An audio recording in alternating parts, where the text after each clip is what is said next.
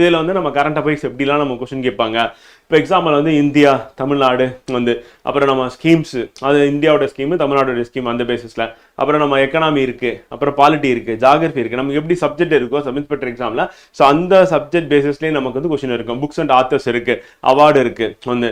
So இந்த பேசிஸில் தான் நமக்கு வந்து கொஸ்டின் இருக்கும். ரொம்ப சிம்பிளாக இருக்கும், ஈஸியாக நம்ம படிச்சுட்டு போயிடலாம் அப்படிமுக்கலாம். ஸோ நம்ம அகாடமி பொறுத்தவரை உங்களுக்கு கரண்ட் அஃபேர்ஸ் அப்படின்னு பார்த்தீங்கன்னா மொத்தமாக எத்தனை பார்ட் கொடுக்கலாம்னு முடியும்னா ஒரு 3 பார்ட் வந்து. இதில் ஒரு பார்ட் அப்படின்றது நான் இன்னைக்கு கிளாஸ்ல உங்களுக்கு ஃபுல்லாகவே நடத்தி கொடுத்துருவேன். மீதி 2 பார்ட் அப்படின்றது எப்படி படிக்கணும்னு நினைக்க நான் சொல்லி கொடுத்துருவேன். ஸோ அந்த மெத்தடில் நீங்கள் அதை அப்படியே படிச்சுட்டு போனீங்க ஒரு கிளான்ஸ் அப்படின்னா வந்து டெஃபினட்டாக கேட்குற கேள்விக்கு நீங்கள் ஈஸியாக ஆன்சர் பண்ணிடலாம் அப்படின்னு சொல்லி போக்கர் பண்ணுங்க. ஸோ வாங்க பார்ப்போம். ஸோ பார்ட் 1ல நம்ம இப்போ தமிழ்நாடு அப்படின்னு பார்க்கும்போது வந்து பார்த்தீங்கன்னா, ஸோ அதில் நமக்கு ஹெட்டிங்ஸ் நான் கொடுக்கல, வந்து ஹெட்டிங்ஸ் போட்டோன்னா சில இதில் வந்து ஒரு நியூஸ் அப்படின்ற மாதிரி தான் வருது, 2 நியூஸ், அதனால் ஹெட்டிங் போட்டல. ஸோ இது மட்டும் ஹெட்டிங் வந்து இருக்கு. ஸோ அடுத்தடுத்துல நமக்கு ஹெட்டிங் வந்து இருக்காது வந்து. ஸோ ஒவ்வொரு ஆண்டும் டிசம்பர் கடைசி வாரம் வந்து குரல் வாரமாக நம்ம வந்து கொண்டாடப்படும் அப்படின்னு. அப்போ எந்த வாரத்தை வந்து பார்த்தீங்கன்னா நம்ம வந்து குரல் வாரம் அப்படின்னா ஒவ்வொரு ஆண்டு டிசம்பர் மாதம் கடைசி வாரம் அப்படின்னு பார்க்குறோம். ஸோ அதுதான் நமக்கு எக்ஸாமில் கொஸ்டினை வந்து கேட்பாங்க. ஸோ அது இம்பார்ட்டன்ட் அப்படின்னு பார்க்குறோம். ஸோ இந்த மாதிரி பேசிஸில் தான் நமக்கு வந்து கொஸ்டின் போக போகுது ஃப்ரெண்டு. ஸோ அப்போ அதுக்கு தகுந்த மாதிரி நம்ம ப்ரிப்பேர் பண்ணிட்டோம் அப்படின்னா சரியா இருக்கும் அப்படின்னு சொல்லி பார்க்குறோம். ஸோ அப்போ குரல் வாரம் அப்படின்றது எப்போ அப்படின்னா டிசம்பர் கடைசி வாரம் அப்படின்னு பார்க்குறோம். ஸோ ஞாபகம் வச்சுட்டா போதும். திருக்குறள் வீக் அப்படின்றது வந்து லாஸ்ட் வீக் ஆஃப் டிசம்பர் அப்படின்னு பார்க்குறோம். ஸோ அதுக்கு தமிழ்நாட்டில் உறுப்பு தானம் அப்படின்னு எடுத்துக்கிட்டோம்னா தமிழ்நாடு தான் முதலிடத்தில் உள்ளது இந்தியாவில். ஆமாம், அப்போ உறுப்பு தானத்தில் முதலிடம் வகிக்கக்கூடிய மாநிலம் எது அப்படின்னு கேட்பாங்க. ஃபர்ஸ்ட் வந்து தமிழ்நாடு அப்படின்னு பார்க்குறோம். ஸோ அது எக்ஸாம் பாயிண்ட் ஆஃப்ல இம்பார்ட்டன்ட் அப்படின்னு பார்க்குறோம். ஸோ அதே மாதிரி 2023 இருந்து என்ன பண்ணா அரசு மரியாதை கொடுக்கப்படும். உறுப்பு தானம் பண்ணவங்களுடைய உடல் வந்து பார்த்தீங்கன்னா அடக்கம் பண்ணும்போது அரசு மரியாதை அப்படின்றது கொடுக்கப்படும் அப்படின்னு சொல்லியிருக்காங்க. இதுவும் வந்து பார்த்தீங்கன்னா ஒரு சிறப்பான ஒரு விஷயமா வந்து இருக்கு. ஸோ அது நம்ம தெரிஞ்சு வச்சுக்கணும். ஸோ அப்போ அரசு மரியாதையுடன் வந்து பார்த்தீங்கன்னா அவரோட உடல் வந்து அடக்கம் பண்ணப்படும் அப்படின்றது நமக்கு எக்ஸாம் பாயிண்ட் ஆஃப்ல இம்பார்ட்டன்ட் பண்ணுது. ஸோ கொஸ்டினாக கேட்டுருவாங்க, அது இம்பார்ட்டன்ட். அடுத்து டிரான்ஸ்தான் அப்படின்ற ஒரு அமைப்பு இருக்கு. இது எதுக்காக அப்படின்னு சொல்லி கேட்டாங்கன்னா இந்த மனித உறுப்பு தானம் பண்றாங்க அப்படின்னா அவங்களுக்கான ஒரு மெரிட் லிஸ்ட். இப்போ யார் யாருக்கும் உறுப்பு தேவை இருக்கோ அவங்களோட லிஸ்ட் மெயின்டைன் பண்ணுவாங்க. உறுப்பு தானம் பண்றவங்க யார் அப்படின்னு சொல்லிட்டு இது ரெண்டுத்தையும் என்ன பண்ணுவாங்கன்னா மேட்ச் பண்ணி உறுப்பு தானம் யாருக்கு தேவைப்படுதோ அவங்களுக்கு வந்து கொடுக்கறது அப்படின்னு பார்க்குறோம். ஸோ அதுதான் அந்த அமைப்போட வேலையா வந்து இருக்க போகுது அப்படின்னு பார்க்குறோம். ஆமா ஃப்ரெண்ட், இது போதும் ஃப்ரெண்ட், இது மட்டும் படிச்சா போதும். இந்த கரண்ட் அஃபேர்ஸ் மட்டும் பார்த்தா மட்டும் போதும். ஆல்ரெடி உங்களுக்கு ஸ்டாட்டிக் ஜிகே பார்ட் ஒன்று கொடுத்துருப்பாங்க. ஸோ அந்த ஜிகே பார்ட் அப்படின்றது அது ஃபுல்லாக நீங்கள் கவர் பண்ண வேண்டியது. ஸோ அதில் national park, wild life sanctuaries, அப்புறம் சிம்பிள்ஸ், அப்போ இந்தியாவுடைய முதன்மையானதுன்னு சொல்லிட்டு உங்களுக்கு கரண்ட் அஃபேர்ஸ் அப்படின்னு சொல்லிட்டு ஜிகே கரண்ட் அஃபேர்ஸ் ஒரு புக்கு கொடுத்துருப்பாங்க. ஸோ அது ஸ்டாட்டிக். இப்போ நம்ம பார்க்கறது எல்லாமே கரண்ட் அஃபேர்ஸ் வந்து. ஸோ இப்போ இந்த கரண்ட் அஃபேர்ஸ் அப்படின்னா இந்த வருஷத்துக்கான கரண்ட் அஃபேர்ஸ் 2025க்கான கரண்ட் அஃபேர்ஸ். இந்த கரண்ட் அஃபேர்ஸை நீங்கள் கவர் பண்ணிட்டு போனீங்க அப்படின்னா போதுமானதாக இருக்கும் சொல்லிப்பாங்க. ஸோ நமக்கு எக்ஸாமுக்கு இந்த ஜிகே அண்ட் கரண்ட் அஃபேர்ஸ் கொடுத்துருக்காங்க. ஸோ அந்த ஜிகே பார்ட் அப்படின்றது ஆல்ரெடி உங்களுக்கு நம்ம அகாடமியில் புக்கு கொடுத்துருப்போம். நீங்க அதை ஃபாலோ பண்ணிக்கணும். அது பிளஸ் இது ரெண்டு சேர்ந்து தான். இங்கே வந்து நம்ம வந்து ஸ்டாட்டிக் இல்லாதது இப்போ கரண்டா வந்து நம்ம நியூஸ் பேப்பர் வரக்கூடியது அதை பேஸ் பண்ணி நமக்கு என்ன கேள்வி கேட்பாங்க அரசாங்க திட்டம் அப்படின்னு சொல்லிட்டு அந்த பேசஸ்ல நம்ம இதை கொண்டு போற மாதிரி இருக்கும். ஸோ அது வந்து அடுத்து டிரான்ஸ்தான் அப்படின்ற அமைப்பு வந்து பார்த்தீங்கன்னா எப்போ ஏற்படுத்தினாங்க அப்படின்னு கூட வேண்டிய அது என்ன பண்றாங்க அப்படின்றதான் வந்து அப்போ உறுப்பு மாற்று அப்படின்ற அறுவை சிகிச்சை அப்படின்றது பண்றதுக்கு வந்து பார்த்தீங்கன்னா உறுப்பு வந்து பார்த்தீங்கன்னா ஒருத்தர்கிட்ட இன்னொருத்தருக்கு மாற்றி வைக்கிறதுக்கு இந்த அமைப்பு தான் என்ன பண்றாங்கன்னா சட்டப்படி வந்து செயல்படுத்துறாங்க. இப்போ உறுப்பு வந்து விற்கிறது, சேல் பண்றது இதெல்லாம் வந்து பார்த்தீங்கன்னா சட்டப்படி வந்து தப்பு வந்து. அதே மாதிரி உறுப்பு வந்து யார் வந்து டொனேட் பண்ணலாம் அப்படின்னா அந்த இறந்தவர்களுடைய உறுப்பு தானம் பண்ணும்போது அந்த மெரிட் லிஸ்ட்ல வந்து யார் வந்து ஃபர்ஸ்ட் ரிஜிஸ்டர் பண்ணாங்களோ எனக்கு உறுப்பு வேணும்னு சொல்லிட்டு அவங்களுக்கு அடுத்தடுத்த பேசிஸ்ல போகும். அதே மாதிரி ரத்த சம்பந்தப்பட்டவங்க என்ன பண்ணலாம் அப்படின்னா உறுப்பு தானம் வந்து பண்ணலாம் அப்படின்னு. இந்த மாதிரி ஒரு மெத்தட் தான் போயிட்டு இருக்கு அப்படின்னு. ஸோ அப்போ இது வந்து தமிழ்நாட்டில் ஆரம்பிச்சது அப்படின்றது வந்து பார்த்தீங்கன்னா இதை மேற்பார்வை கொள்றதுன்னா டிரான்ஸ்தான் அப்படின்ற அமைப்பு தான் வந்து மேற்பார்வையிடுறாங்க. ஸோ ஞாபகம் வச்சுக்கோங்க, உறுப்பு மாற்று அப்படின்னு ஞாபகம் வச்சுட்டா போதும். ஸோ அது நமக்கு எக்ஸாம்ல இம்பார்ட்டன்ட். நாட்டின் முதல் கண்ணாடி பாலம் வந்து எங்க திறக்கப்பட்டது அப்படின்னா கன்னியாகுமரியில் அப்படின்னு. ஸோ கன்னியாகுமரியில் விவேகானந்தர் பாறையும் வள்ளுவர் சிலையும் ரெண்டுத்தையும் ஒன்னா இணைக்கக்கூடிய முதல் கண்ணாடி பாலம் நாட்டில் இங்கே தான் திறக்கப்பட்டிருக்கு அப்படின்னு. ஸோ அது நமக்கு எக்ஸாம் பாயிண்ட் ஆஃப்ல இம்பார்ட்டன்ட் அப்படின்னு. அடுத்து தமிழ்நாடு அரசுடைய திட்டங்கள் வந்து மக்களுடன் முதல்வர் அப்படின்னு. ஸோ மக்களோட முதல்வர் திட்டம் எப்போ தொடங்கினாங்க அப்படின்னு இயர் வந்து நமக்கு முக்கியம் 2023 அப்படின்னு. ஸோ அது எக்ஸாம் பாயிண்ட் ஆஃப்ல நமக்கு இம்பார்ட்டன்ட் இயர் வந்து கேட்டுருவாங்க. இதயம் காப்போம் திட்டம் அப்படின்றது எப்போ தொடங்கப்பட்டது அதுவும் 2023 அப்படின்னு. ஸோ அது இம்பார்ட்டன்ட். இந்த டிஎன்பிஎஸ்சி எக்ஸாம் இருந்தால் நமக்கு வந்து எந்த டேட் எந்த மாசம் வந்து கொண்டு கேட்பாங்க. இயர் மட்டும் நம்ம பார்த்துட்டோம் அப்படின்னா போதும் அப்படின்னு. ஸோ அது வந்து இதயம் காப்போம்னா இதயத்தை காக்கிறது தான் வந்து. ஸோ கொலஸ்ட்ரால் இந்த மாதிரி பிரச்சனை இருக்குன்னா செக்அப் பண்றது. கலைஞர் கனவு இல்லம் அப்படின்றது வந்து பார்த்தீங்கன்னா 2030க்குள்ள குடிசை இல்லாத தமிழகத்தை உருவாக்க 2030 2047 2050 அப்படின்ற மாதிரி நமக்கு ஆப்ஷன் கொடுத்துருவாங்க. 2030க்குள்ள நம்ம குடிசை இல்லாத தமிழகத்தை உருவாக்கணும் அப்படின்றதான் கலைஞர் கனவு இல்லம் அப்படின்னு. சோ அது இம்பார்ட்டன்ட். அப்போ 8 லட்சம் வீடு அப்படின்னு அடுத்த 6 ஆண்டுகள் சொல்லி டார்கெட் வந்து ஃபிக்ஸ் பண்ணி 2023ல வந்து பாத்தீங்கன்னா இந்த திட்டத்தை கொண்டு வந்தாங்க அப்படின்னு. சோ அப்ப 2023 நம்ம வந்து திட்டங்கள் அப்படின்னு பார்க்கும்போது இதுக்கு முன்னாடி நம்ம பார்த்த திட்டமா இருக்கக்கூடியது வந்து பாத்தீங்கன்னா இதயம் காப்போம் அப்படின்ற திட்டமும் 2023 அப்படின்னு. சோ அதுக்கு முன்னாடி வந்து மக்களோட முதல்வர் அப்படின்னு. சோ அப்ப இந்த எதெல்லாம் இயர் வந்து ஒரே மாதிரி வருதோ அது அப்படி நம்ம ஞாபகம் வச்சிடும் அப்படின்னா வசதியா இருக்கும். அதே மாதிரி கலைஞர் மகளிர் உரிமை தொகை திட்டம் அப்படின்னு பார்க்கிறோம். சோ அதுவும் தொடங்கப்பட்டது வந்து 2023 அப்படிங்கிறோம். சோ மாதந்தோறும் 1000 ரூபாய் அப்படின்றது வந்து பாத்தீங்கன்னா மகளிர் உதவி தொகையை வழங்குறது அப்படின்னு. சோ அது இம்பார்ட்டன்ட். அதே மகளிர் விடியல் பயணம் திட்டம் அப்படின்னும் போது இவங்க ஆட்சிக்கு வந்தோடனே முதல்ல பண்ண ஒரு திட்டமா வந்திருக்கு 2021 அப்படின்னு. திமுக ஆட்சிக்கு வந்து இப்ப அடுத்த எலெக்ஷன் 2026 நடக்க இருக்கு அப்படின்னு உங்களுக்கு தெரியும் வந்து. சோ அப்ப மகளிர் விடியல் பயணம் திட்டம் எப்ப கொண்டு வந்தாங்க அப்படின்னு சொல்லிட்டு சோ அதுக்கான இயர் அப்படின்னு முக்கியம். அடுத்து முதலமைச்சரின் தாய்மானவர் திட்டம். இது எதுக்காக அப்படின்னும் போது வந்து பாத்தீங்கன்னா வறுமை கோட்டுல இருக்கிறவங்க வந்து பாத்தீங்கன்னா வறுமை கோட்டுல இருந்து மீட்டு எடுக்கிறது. சோ அதுக்காக அந்த அப்ப வறுமையில இருக்கிறவங்க வந்து பாத்தீங்கன்னா அந்த வறுமை கோட்டுக்கு கீழே இருக்காங்க அப்படின்னு சோ அதுல இருந்து அவங்களை முன்னுக்கு கொண்டு வரது என்னுடைய நோக்கமா வந்து இருக்கு அப்படின்னு. சோ அப்ப எதுக்காக அப்படின்னு சொல்லி கேட்கறதுக்கு வாய்ப்பு இருக்கு வந்து பாத்தீங்கன்னா சோ வறுமையில இருந்து மீட்பது அப்படின்னு. சோ அதுதான் வந்து இந்த திட்டத்தோட நோக்கம். எப்ப கொண்டு வந்தாங்கன்னா 2024 அப்படின்னு. சோ அப்ப புவரஸ்ட் பீப்புள் பாவர்ட்டியில இருக்காங்க. சோ அவங்கள வந்து பாத்தீங்கன்னா ரெஸ்கியூவிங் த புவர் பீப்புள் அப்படின்னு பாவர்ட்டியில இருந்து அப்படின்னு. நான் முதல்வன் திட்டம் அப்படின்றது எப்ப கொண்டு வந்தாங்கன்னா 2022 வந்து. சோ நான் முதல்வன் திட்டம் அப்படின்னு கொண்டு வரப்பட்டது அப்படின்னு 2023 சரி 22. அடுத்து இன்னுயிர் காப்போம் திட்டம் நம்மை காக்கும் 48 அப்படின்னு போதுன்னா சாலை விபத்துல வந்து பாத்தீங்கன்னா அடிப்பட்டவங்களுக்கு உடனடியாக வந்து பாத்தீங்கன்னா அருகாமையில் இருக்கக்கூடிய பிரைவேட் ஹாஸ்பிட்டல் அவங்களுக்கான சிகிச்சை வந்து வழங்கணும். அதுதான் வந்து இன்னுயிர் காப்பும் நம்மை காக்கும் 48 அப்படிங்கிறோம். இதுக்கு வந்து முதலமைச்சர் காப்பீடு திட்டம் வேணுமா? தேவையில்லை. தமிழ்நாட்டு சார்ந்தவங்க இருக்கணும்ல, வேற்று மாநிலத்தை சார்ந்தவங்களா இருந்தாலும் அவங்களுக்கு உடனடியாக சிகிச்சை வழங்கப்படும். அது வந்து 2 லட்சம் ரூபாய் வந்து பாத்தீங்கன்னா அரசாங்கம் வந்து சாலை விபத்து ஏற்பட்ட ஒரு நபர் தனியார் மருத்துவமனையில் அனுமதிக்கப்பட்ட 2 லட்சத்துக்கு வரை வந்து உடனடியாக ட்ரீட்மெண்ட் வந்து பண்ணலாம். அவர்கிட்ட எந்த ஒரு இன்சூரன்ஸ் ஸ்கீம் இல்லைனாலும் பரவாயில்ல, ஈவன் ஒரு தமிழ்நாடே இல்ல அப்படின்னா இந்தியாவில வேற மாநிலத்தை சேர்ந்த வேறு நாட்டை சார்ந்தவராக இருந்தாலும் அவருக்கு உடனடியாக வந்து சிகிச்சை கொடுக்கக்கூடிய திட்டமா வந்திருக்கு. புதுமை பெண் திட்டம் அப்படின்றது உயர்கல்வியில் சேர்க்கையை அதிகரிக்கிறதுக்காக. எதுக்காக அப்படின்னு கேட்பாங்க. உயர்கல்வியில் பெண்களின் சேர்க்கையை அதிகரிக்க கொண்டு வரப்பட்டதான் புதுமை பெண் திட்டம் அப்படின்னு பார்க்கிறோம். சோ அது நமக்கு எக்ஸாம் பாயிண்ட் ஆஃப் இம்பார்ட்டன்ட் பண்ணுது. இது 2022. நான் முதல்வன் அப்படின்றது வந்து 2022. புதுமை பெண் திட்டமும் 2022 தான் கொண்டு வராங்க. ஆனா தமிழ் புதுவன் அப்படின்றது என்னன்னா எப்படி புதுமை பெண் திட்டத்துல வந்து பாத்தீங்கன்னா மாதம் 1000 ரூபாய் கொடுப்பாங்களோ கல்லூரி செல்லக்கூடிய பெண்களுக்கு, அதே மாதிரி கல்லூரி செல்லக்கூடிய ஆண்களுக்கு வந்து பாத்தீங்கன்னா மாதம் 1000 ரூபாய் அப்படின்னு கொண்டு வந்தாங்க. சோ அது தமிழ் புதுவன் திட்டம் 2024. நான் முதல்வன் வேற, தமிழ் புதுவன் வேற. நான் முதல்வன் வந்து 2022, தமிழ் புதல்வன் வந்து 2024. அது ஸ்கில் டெவலப்மெண்ட் ப்ரோக்ராம் தான் என்னன்னா நான் முதல்வன் அப்படி பார்க்கிறோம். சோ அது நமக்கு எக்ஸாம் பாயிண்ட் ஆஃப் இம்பார்ட்டன்ட் இருக்கும். அடுத்து மக்களை தேடி மருத்துவ திட்டம் அப்படின்றது விடியல் பயணம் திட்டம் எப்படி 2021 கொண்டு வந்தாலும் அதே மாதிரி தான் மக்களை தேடி மருத்துவ திட்டம் அப்படின்னு ஆட்சிக்கு வந்த உடனே கொண்டு வந்த திட்டம் தான் 2021 அந்த வருடமே அப்படி பார்க்கிறோம். விமானங்கள்ல வைஃபை சேவை, விமானங்கள்ல இன்டர்நெட் வந்து இருக்காது. அதை ஏரோப்ளேன் மோடு போட்டு எல்லாரும் என்ன பண்ணுவாங்க, யூஸ் பண்ணுவாங்க. அதே மாதிரி கால்ஸ் பேசுறதுக்கு அலோவ் பண்ண மாட்டாங்க. ஆனா அங்க வந்து பாத்தீங்கன்னா இன்டர்நெட் யூஸ் பண்றது, வைஃபை யூஸ் பண்றது அப்படின்றத முதல்ல எந்த விமான நிறுவனம் வந்து கொண்டு வர இருக்கு அப்படின்னா வந்து ஏர் இந்தியா அப்படி பார்க்கிறோம். சோ அது நமக்கு இம்பார்ட்டன்ட். அப்ப ஏர் இந்தியா அப்படின்ற விமான நிறுவனம் வந்து அனுப்புனா முதல்ல வைஃபை சேவை வந்து ப்ரொவைட் பண்ண போறாங்க அப்படிங்கிற ஃபர்ஸ்ட் ஏர்லைன். இப்போ ஏர் இந்தியா யார்கிட்ட இருக்குன்னா டாடா கிட்ட இருக்கு. ஏர் இந்தியா இருக்கு, ஆனா கவர்மெண்டோட இது கிடையாது. அந்த ஏர் இந்தியாவோட ஷேர்ஸ் எல்லாம் யார் வாங்கிட்டாங்கன்னா டாடா வாங்கிட்டாங்க. இப்போ டாடா கண்ட்ரோல்ல ஏர் இந்தியா இருக்கு அப்படிங்கிறோம். ஜல் ஜீவன் மிஷன் அப்படின்றது வந்து எந்த அமைச்சகம் அப்படின்னா வந்து நீர்வளத்துறை அமைச்சகம் அப்படி பார்க்கிறோம். சோ அப்ப இந்த அமைச்சகம் கொண்டு வந்தது ஜல் ஜீவன் மிஷன் அப்படி பார்க்கிறோம். இது வந்து 2028 வரை நீட்டிப்பதாக அரசாங்கம் டார்கெட் ஃபிக்ஸ் பண்ணுவாங்க. என்ன பண்ண போறாங்க அப்படின்னா அனைத்து வீடுகளுக்கும் வந்து பாத்தீங்கன்னா குழாய் நீர் வசதி வந்து செஞ்சு கொடுக்கணும் அப்படி பார்க்கிறோம். அது ஃபங்க்ஷனல் டேபா இருக்கணும். அது ஒரு நாளைக்கு ஒரு நபருக்கு வந்து 55 லிட்டர் தண்ணீரை வந்து பாத்தீங்கன்னா வழங்குவது நோக்கமாக கொண்டது. அப்போ ஒருத்தருக்கு 55 லிட்டர் தண்ணீர் போற அளவுக்கு வந்து பாத்தீங்கன்னா அதை ஏற்பாடு பண்ணி தரணும். அதுதான் வந்து ஜல் ஜீவன் திட்டத்தோட நோக்கம். 2028 வரையும் வந்து பாத்தீங்கன்னா இதை கொண்டு போறாங்க. ஜல் சக்தி அமைச்சகம் இருக்குல்ல, சோ அந்த அமைச்சகத்துக்கு கீழே இது வந்து வருது அப்படிங்கிறோம். சோ அது இம்பார்ட்டன்ட். அடுத்து ஜல் சக்தி அபியான் அப்படின்றது என்ன அப்படின்னா வந்து மழை நீரை சேமித்தல் அப்படிங்கிறோம். சோ அப்ப Jal Shakti அபியான்னா catch the rain அப்படிங்கிறோம். சோ அந்த ப்ரோக்ராம் கீழே வந்து வருது. ஜல் சக்தி அபியான் கீழே வந்து கேட்ச் த ரெயின் அப்படின்ற ப்ரோக்ராம் கொண்டு வந்திருக்காங்க அப்படிங்கிறோம். சோ அது நமக்கு இம்பார்ட்டன்ட் அப்படிங்க. நீர் சக்தி அவசியம் அப்படின்ற ஆயுஷ்மான் பாரத் திட்டம் அப்படின்றது என்னன்னா நமக்கு காப்பீடு திட்டம் தான் ஃப்ரெண்ட் வந்து. சோ அப்ப ஆயுஷ்மான் பாரத் அப்படின்னா சென்ட்ரல் கவர்மெண்ட். ஆயுஷ்மான் பேரு கேட்டாவே தெரியுது வந்து சான்ஸ்கிரிட் வேர்ட் அப்படி பார்க்கிறோம். சோ அப்ப ஆயுஷ்மான் பாரத் அப்படின்னு சென்ட்ரல் கவர்மெண்டோட ஸ்கீம் வந்து இருக்கு. இந்த திட்டம் 2018 வந்து கொண்டு வராங்க.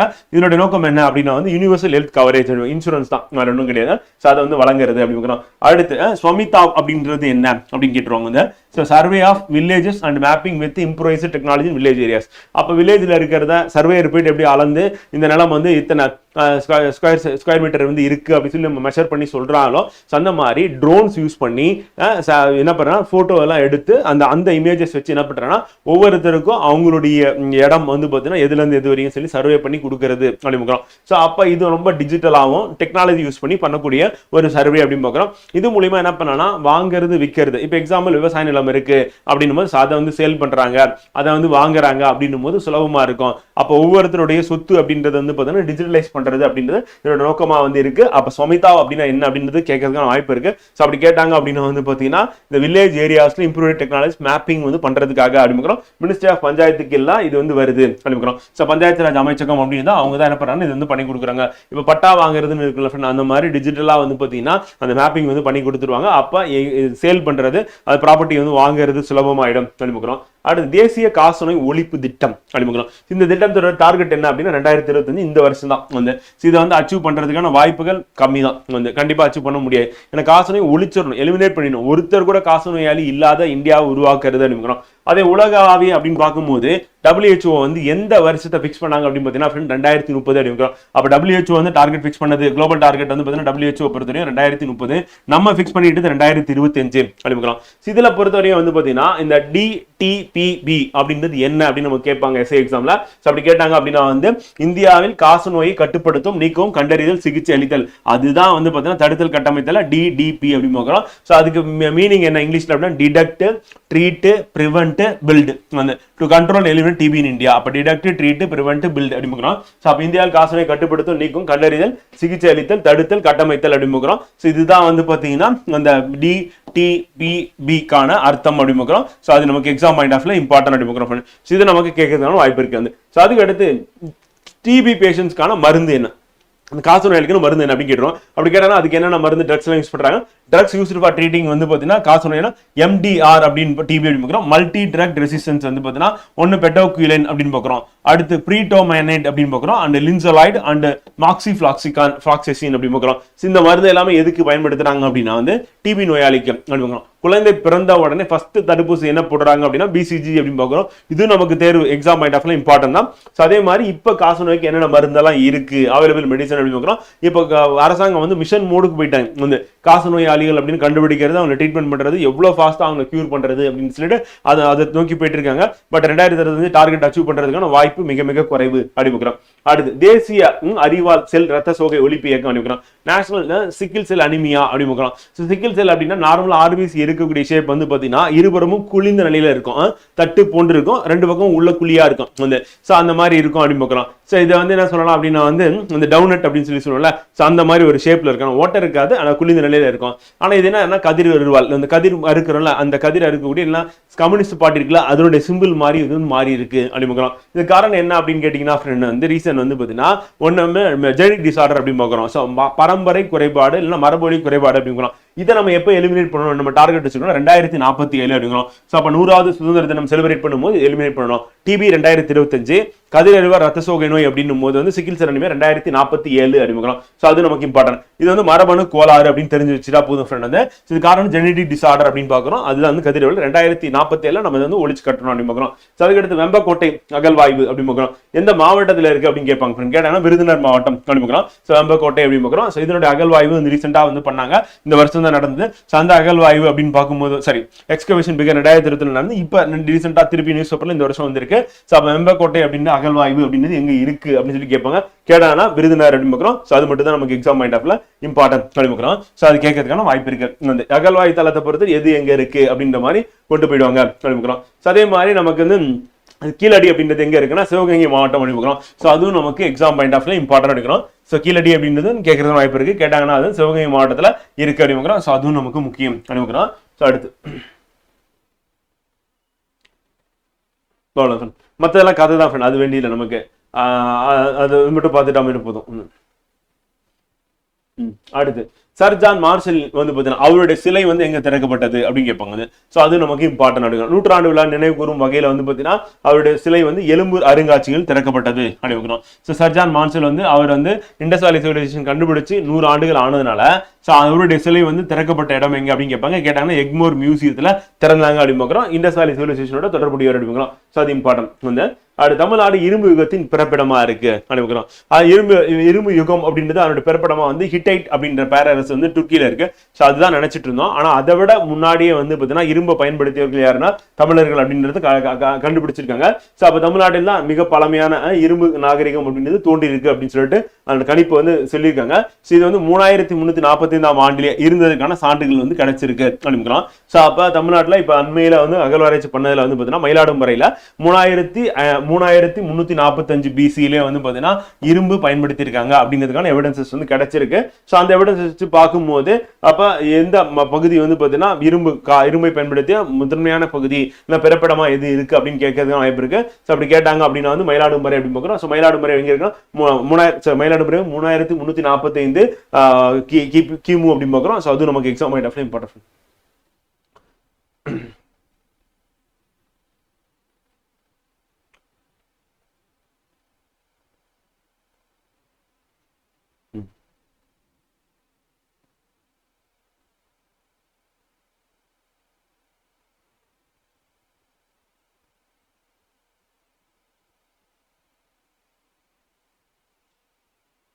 இப்போ எங்கெங்கெல்லாம் கிடைச்சிருக்கு அப்படின்னு பார்த்தீங்கன்னா ஃப்ரெண்ட் வந்து இரும்பு கண்டுபிடிக்கப்பட்ட தமிழ்நாட்டில் வந்து ஒன்று வந்து சிவகலை, ரெண்டாவது வந்து மயிலாடுதுறை. ஸோ மயிலாடுதுறை வந்து அதுக்கு மேலே வந்து பார்த்தீங்கன்னா சிவகலை வந்து ஸோ அதுக்கு அடுத்து வந்து கில்லமண்டி வந்து ஸோ இதெல்லாம் வந்து இரும்பு கிடைச்ச இடங்கள் வந்து. ஸோ இது மூணுமே நமக்கு வந்து இம்பார்ட்டன்ட். இதில் அகழ்வாராய்ச்சி பண்ணல நமக்கு வந்து மிக தொன்மையானது அப்படின்றது கண்டுபிடிச்சிருக்காங்க வந்து. அடுத்து லாகூர்ல வந்து யாருக்கு வந்து சிலை வந்து வைக்க போறாங்கன்னா பகத்சிங் வந்து சிலை வைக்க போறாங்க. லாகூர் எங்க பஞ்சாப்ல இருக்கு. ஸோ பாகிஸ்தான் பஞ்சாப்ல லாகூர்ல பகத்சிங்குக்கு சிலை வந்து வைக்க போறாங்க அப்படின்னு பார்க்குறோம். ஸோ அது நமக்கு இம்பார்ட்டன் வைக்கிறோம். ஸோ அவருடைய பூஞ்சி இல்லத்தில் அப்படின்னு பார்க்குறோம். ஸோ அது இம்பார்ட்டன். அந்த ஹெட்லைன் மட்டும் பார்த்துக்கிட்டா போதும்.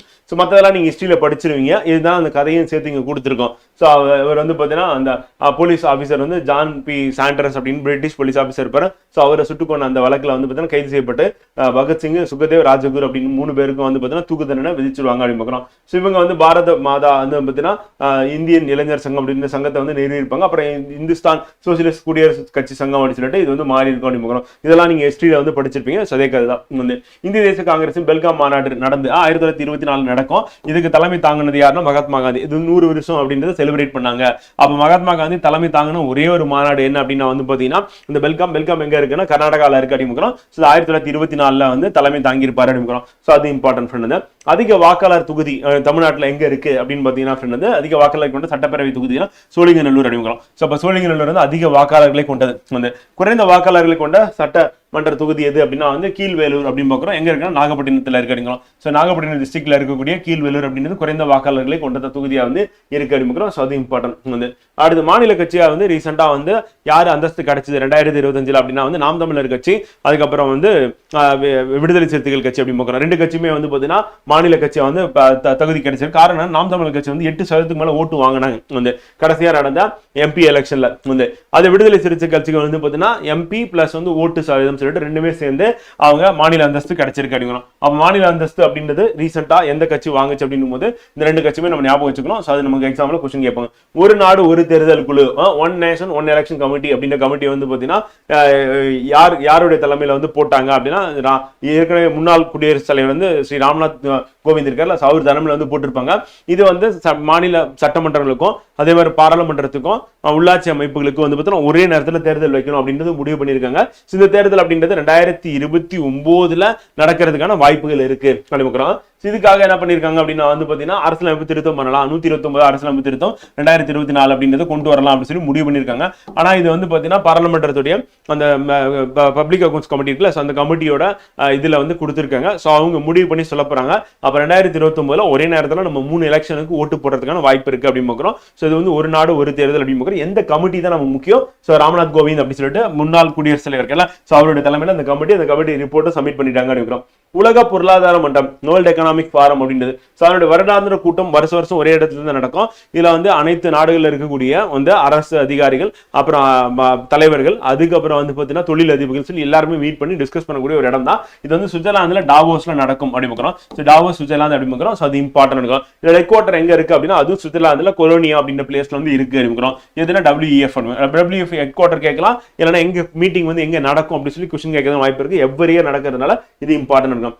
அடுத்து செக்ஸ் ரேஷியோ இம்ப்ரூவ்மெண்ட்டுக்காக கொண்டு வந்த ஸ்கீம் தான் 2015 நம்ம பிரைம் மினிஸ்டர் வந்து ஆட்சிக்கு வந்து 2014 வந்து அடுத்த வருஷமே கொண்டு வர பேட்டி பச்சோ அப்படின்ற ஸ்கீம் முடிக்கிறோம். இது வெரி வெரி இம்பார்ட்டன்ட். எந்த இயர் அப்படின்னா 2015 அப்படி பார்க்கிறோம். இந்த ஸ்கீமோட நோக்கம் என்னன்னா பெண் குழந்தைகளை பாதுகாக்கிறது, பெண் குழந்தைகளுக்கு கல்வி அளிக்கிறது. பாதுகாக்கிறதுனா இந்த பெண் சிசு கொலை அப்படின்றது தடுக்கணும் அப்படின்றது ஒரு காரணம் வந்து பார்த்தீங்கன்னா, அதே மாதிரி அவங்களுக்கு கல்வியை கொடுக்கறது அப்படின்றது இன்னொரு காரணம். இந்த ரெண்டு நோக்கத்துக்காக இந்த ஸ்கீம் வந்து கொண்டு வந்திருப்பாங்க அப்படி பார்க்கிறோம். ஸோ அதோட நோக்கம் அப்படின்றது வந்து பார்த்தீங்கன்னா அந்த குழந்தை குழந்தைகளோட செக்ஸ் ரேஷியோ இருக்குல்ல, பாலின விகிதம், அதை வந்து இம்ப்ரூவ் பண்ணலாம் அப்படின்றதுக்காக இந்த ஸ்கீம் வந்து கொண்டு வந்திருப்பாங்க. ஸோ பேட்டி பச்சோ திட்டம் கொண்டு வரப்பட்டது எப்பன்னு கேட்டால் 2015 பார்க்கிறோம்.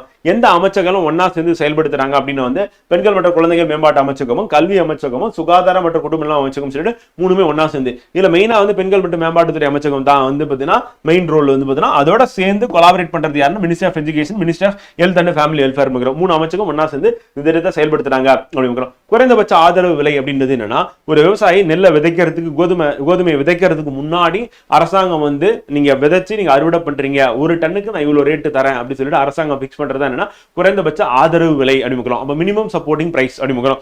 அப்ப ப்ரொடக்ஷன் காஸ்ட், உற்பத்தி செலவு நீங்க அதுக்குள்ள வச்சுக்கிட்டீங்கன்னா நல்லது அப்படின்னு சொல்லி அரசாங்கம் வந்து சொல்லிடுறாங்க. வந்து இந்த மாதிரி வந்து பிக்ஸ் பண்றது அந்த MSP அப்படின்னும் போது குறைந்தபட்ச ஆதரவு விலை அப்படின்னும் போது இதுக்காக ஒரு அமைப்பு வந்து ஏற்படுத்தி இருக்காங்க அரசாங்கம். அந்த அமைப்போட பேர் என்ன அப்படின்னு கேட்பாங்க. அப்படி கேட்டா CFCP அப்படின்னு வந்து பாத்தீங்கன்னா அக்ரிகல்ச்சர் காஸ்ட் அண்ட் பிரைசஸ் அப்படின்னு பார்க்கிறோம். சோ அந்த பாடி தான் என்ன பண்றாங்க அப்படின்னா வந்து committee, commission for agriculture and cost and prices அப்படின்னு கமிஷன் தான் வந்து பாத்தீங்கன்னா நமக்கு இம்பார்ட்டன்ட். அது வந்து யாரு கீழே வருதுன்னா டைரக்டா வந்து பிரைம் மினிஸ்டர் கீழே வரும் அப்படிங்கிறோம். சோ இந்த அமைச்சகம் வந்து பாத்தீங்கன்னா இந்த ஆதரவு விலை அப்படின்றத ஃபிக்ஸ் பண்ணி கொடுக்குறாங்க அப்படிங்கிறோம். இவங்க எப்பயில இருந்து அப்படின்னா வந்து பாத்தீங்கன்னா 1965 கீழே அப்படிங்கிறோம். சோ பிரைம் மினிஸ்டர் என்ன பண்ணுவாங்கன்னா கேபினட் கமிட்டி அப்படின்னு மீட்டிங் வந்து போட்டு அந்த மீட்டிங்ல என்ன பண்ணுவாங்கன்னா குறைந்தபட்ச ஆதரவு விலை எவ்வளவுன்னு சொல்லிட்டு ஃபிக்ஸ் பண்ணுவாங்க அப்படிங்கிறோம். அதே வந்து இது வந்து எல்லா பயிர்களுக்கும் பொருத்தமா இருக்கும். ஆனா ஒரு பயிருக்கு மட்டும் கரும்பு அப்படின்னு பார்க்கும்போது வந்து அதுக்கு மட்டும் என்ன பண்ணுவாங்கன்னா வேற ஒரு பேர்ல வந்து சொல்லுவாங்க. குறைந்தபட்ச ஆதரவு விலை அப்படின்றத வந்து எதுக்கு ஃபிக்ஸ் பண்ணுவாங்க அப்படின்னா நெல்லுக்கு மட்டும் ஃபிக்ஸ் பண்றது, கோதுமை அப்படின்னு சொல்லிட்டு இந்த காரிஃப் கால பயிர்கள் அப்படின்னு பார்க்கிறோம். அதே வந்து பாத்தீங்கன்னா கரும்பு அப்படின்னு வரும்போது அதுக்கு வந்து டிஃபரெண்டான ஒரு நேம் கொடுப்பாங்க. சோ அந்த நேம் என்ன அப்படின்னா வந்து ஒரு நிமிஷம்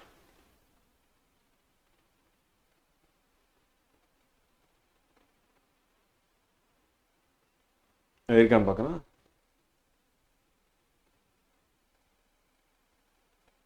சொல்றேன், அது மட்டும் சொல்றேன்.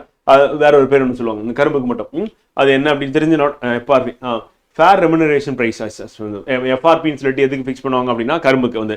அதே வந்து MSP அப்படின்னா வந்து பார்த்தீங்கன்னா இதுக்கு ஃபிக்ஸ் பண்ணுவோம் நெல்லுக்கு வந்து. ஸோ அப்போ நெல்லுக்கு ஃபிக்ஸ் பண்ணுறது, கோதுமைக்கு ஃபிக்ஸ் பண்ணுறது அப்படின்னு கரும்புக்கு வந்து வராது அறிமுக்கிறோம். ஸோ அதுக்கு மட்டும் கொஞ்சம் டிஃபரன்ஸ் இருந்திருக்கு. ஆனால் ரெண்டுமே வந்து எதுக்கு கீழே வரும் அப்படின்னு வந்து பார்த்தீங்கன்னா பிரைம் மினிஸ்டர் தான் வந்து இந்த கேபினட் கமிட்டி அப்படின்னு மீட்டிங்கில் தான் போட்டு முடிவு பண்ணுவாங்க அறிமுக்கிறோம். ஸோ அமைச்சருக்குள்ள வரும். Okay friend, thank you friend. அடுத்து 16வது நிதிக்குழு ஆணையம் வந்து 16th ஃபினான்ஸ் கமிஷன் அப்படின்றது ஏற்படுத்தியிருக்காங்க. ஸோ அதோட தலைவர் யார் இருந்தால் நமக்கு இம்பார்ட்டன்ட் வந்து டாக்டர் அரவிந்த் பனகாரியா அறிமுக்கிறோம். ஸோ அது நமக்கு எக்ஸாம் பாயிண்ட் ஆஃப்ல கேட்டுருவாங்க. இது எப்போ ஆரம்பிக்குது அப்படின்னா 2026 ஸ்டார்ட் ஆகுது அறிமுக்கிறோம். இவங்க எந்த ஆர்டிகல் கீழே வந்து ஃபினான்ஸ் கமிஷன் அப்படின்றது வந்து எப்போ ஏற்படுத்துறாங்க அப்படின்னா அந்த ஆர்டிகல் 280 கீழே இருக்கு அப்படிங்கிறோம். ஸோ இப்போ 280 கீழே. அப்போ இவங்க என்ன பண்ணுவாங்க, பரிந்துரை பண்ணுவாங்க. என்ன பரிந்துரை பண்ணுவாங்க அப்படின்னா சென்ட்ரல் கவர்மெண்ட் வந்து வசூல் பண்ற டாக்ஸை அதுல பாதி சென்ட்ரல் கவர்மெண்ட் எடுத்துப்பாங்க, மீதி பாதியை ஸ்டேட்டுக்கு ஸ்டேட்டுக்கு எப்படி பிரிச்சு கொடுக்கணும் அப்படின்ற ஒரு கால்குலேஷன் ஃபார்முலா போட்டு கொடுக்கறது தான் யாருடைய வேலை அப்படின்னா ஃபினான்ஸ் கமிஷனோட வேலை. அப்போ 16வது ஃபினான்ஸ் கமிஷனுடைய தலைவர் யாரு அப்படின்றது இம்பார்ட்டன்ட். எந்த சட்ட விதிப்படி வந்து பார்த்தீங்கன்னா சட்டப்பிரிவுப்படினா அந்த ஆர்டிகல் 280 அப்படின்றது நமக்கு இம்பார்ட்டன்ட் காண்பிக்கிறோம். அதே மாதிரி 15வது நிதி ஆணையம் அப்படின்றது ஸோ அதனுடைய நிதி ஆணையத்தின் தலைவர் யாரு அப்படின்னு கேட்கறது வாய்ப்பு இருக்கு. ஸோ என் சிங் கே வந்து பார்த்தீங்கன்னா அவருடைய தலைமையில வந்து 15வது நிதி ஆணையம் அப்படின்னு ஏற்படுத்தினாங்க அப்படிங்கிறோம். ஸோ என் கே சிங் அப்படின்ற தலைமையில ஏற்படுத்தப்பட்டது அப்படிங்கிறோம். ஸோ அது நமக்கு இம்பார்ட்டன்ட். 2017 NK சிங் வந்து மாறி வந்துருச்சு.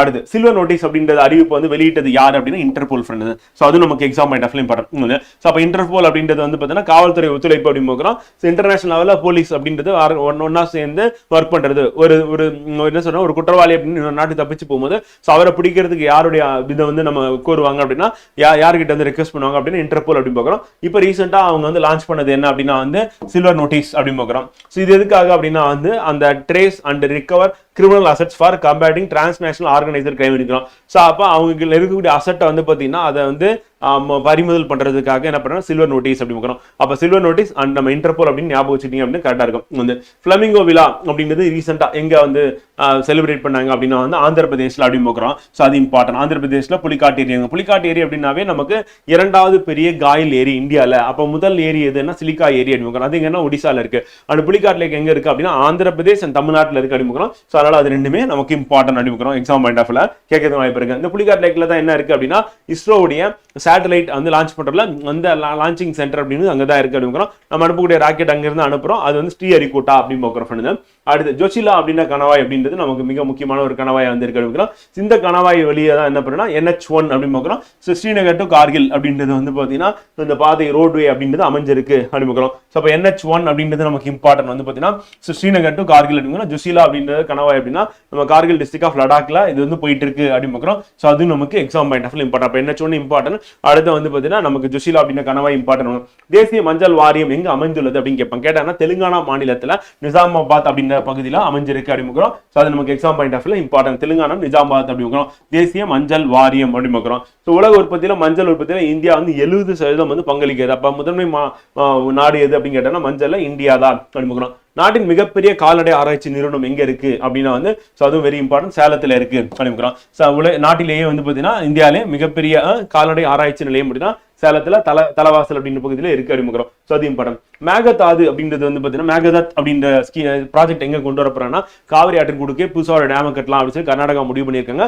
அப்ப கர்நாடகா அப்படின்றது ஞாபகம் வச்சுக்கோங்க, காவிரி ஆறு அப்படின்னு ஞாபகம் வச்சுக்கோங்க. ஸோ அது இம்பார்ட்டன்ட் அறிமுகம். ஸோ அது எக்ஸாம் பாயிண்ட் ஆஃப்ல வந்து மேகதாது திட்டம் அப்படின்ற ப்ராஜெக்ட் எங்க போட்டிருக்காங்க அப்படின்னா கர்நாடகால அறிமுகம். சார் காவிரி ஆற்றின் குறுக்கே அறிமுகம். 10வது சர்வதேச பலூன் விழா எங்க நடந்ததுன்னா மாமல்லபுரத்தில் நடந்தது அறிமுகம். So 10th international balloon festival வந்து திருவிடந்தை மாமல்லபுரம் அறிமுகம். ஸோ அது இம்பார்ட்டன்ட். பொண்ணுக்கு வீங்கி அப்படின்றது எதனால் ஏற்படுகிறது அப்படின்னா பாக்டீரியா வைரஸ் புஞ்சான்னு கேட்டுருவாங்க. வைரஸ்னால ஏற்படக்கூடியது அறிமுகம். ஸோ பாராமிக்ஸோ வைரஸ் ஆல் அப்படின்னு பார்க்குறோம். ஸோ பாராமிக்ஸோ வைரஸ் அப்படின்றது இம்பார்ட்டன்ட். Mumps virus.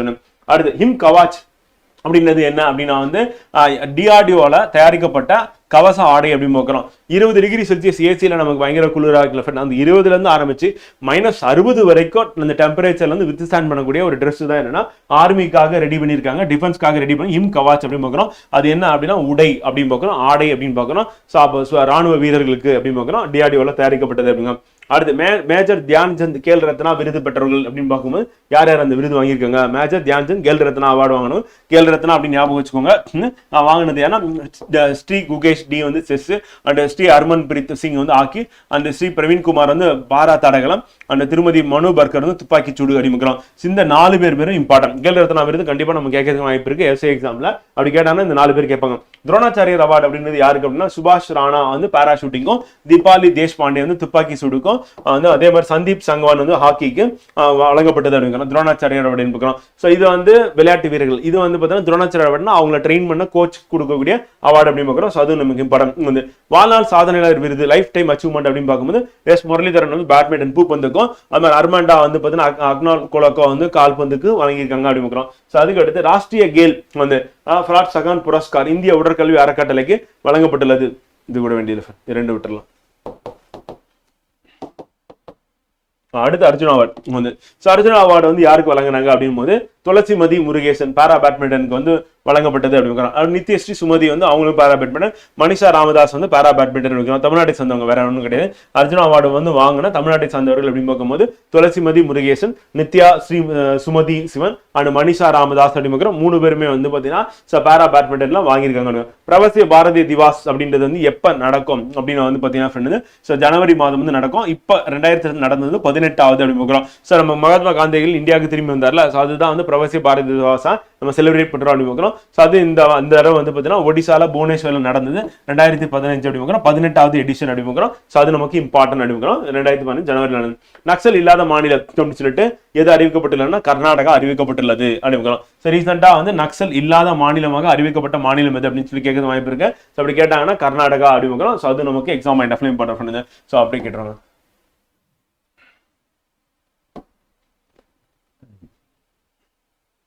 நக்சல் எங்க உருவாச்சு அப்படின்னா மேற்கு வங்கத்தில் நக்சல் பாரி அப்படின்னு கிராமத்தில் உருவாச்சு. அதனால நக்சல் அப்படின்னு பேர் வந்து பிரச்சனைக்கு உள்துறை அமைச்சகத்தின் வந்து சமாதானம் அப்படின்னு நடவடிக்கை காரணம். அப்போ எந்த அமைச்சகம் வந்து இதை டீல் பண்றாங்கன்னா மினிஸ்ட்ரி ஆஃப் வந்து ஹோம் அஃபேர்ஸ் அப்படிங்கிற உள்துறை அமைச்சகம். அடுத்து ஸ்மைல் திட்டம், வாழ்வாதாரம் மற்றும் நிறுவனத்துக்கான விளிம்பு நிலை தனியார் ஆதரவு தான் ஸ்மைல் திட்டம் அப்படிங்கிறோம். இது வந்து பிச்சை எடுக்கும் இருக்காங்களா, ஸோ அவங்களுடைய மறுவாழ்வுக்காக அப்படிங்கிறோம். ஸோ அப்போ பெக்கர்ஸ்க்கான மறுவாழ்வு திட்டம் தான் என்னன்னா ஸ்மைல் அப்படின்னு பார்க்குறோம். ஸோ அப்போ பெக்கிங் அப்படின்றது பிச்சைக்காரர்கள் இல்லாத இந்தியா இலக்கு எப்பன்னா 2026 இருக்கும். ஸோ அப்போ குளோபல் பெக்கர் ஃப்ரீ இந்தியா 2026 அடையணும்னு சொல்லியிருக்காங்க. வாய்ப்பு இருக்கா அப்படின்னு பார்ப்போம். டிவி மாதிரி அதுவும் வந்து வாய்ப்பு இல்லாம போறதுக்கான வாய்ப்பு இருக்கு. வந்து காரணம் என்னன்னா நம்ம அன்றாட வாழ்க்கையில பிச்சைக்காரர்கள் நம்ம எப்படியா சந்திச்சிடறோம் சாலையில ரோட்ல. தென் கடற்கரை ரயில்வே மண்டலம் அப்படின்றத உருவாக்கி இருக்காங்க. ஸோ அது வந்து ஆந்திர பிரதேஷ்ல மறுசீரம் சட்டத்தின் கீழே வந்து பார்த்தீங்கன்னா விசாகப்பட்டினம் தலைமையிடமாக கொண்டு கூடப்பட்டது. அப்ப எங்க இருக்கு அதோட ஹெட் குவார்டர் கேட்பாங்க. சவுத் கோஸ்ட் ரயில்வே ஜோன் அப்படின்றது வந்து அதோட ஹெட் குவார்டர் இருக்கிற இடம் எங்கன்னா விசாகப்பட்டினம் அப்படிங்கிறோம். ஏன்னா ஆல்ரெடி செகந்திராபாத் அப்படின்றது தெலுங்கானா கிட்ட போயிருச்சு வந்து.